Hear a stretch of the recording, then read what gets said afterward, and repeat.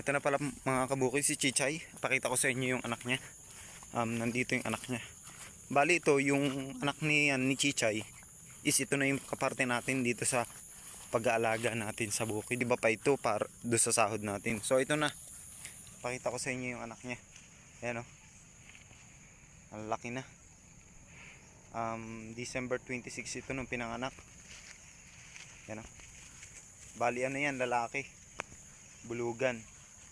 So dahil unang kaparte natin ito dito sa pag-aalaga natin ng baka, is parang ang gusto ko i-keep natin siya.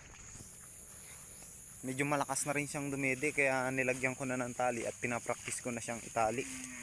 Kasi nakakaawa na itong nanay niya kasi ang lakas niyang dumede tapos nangangayayat na yung nanay niya.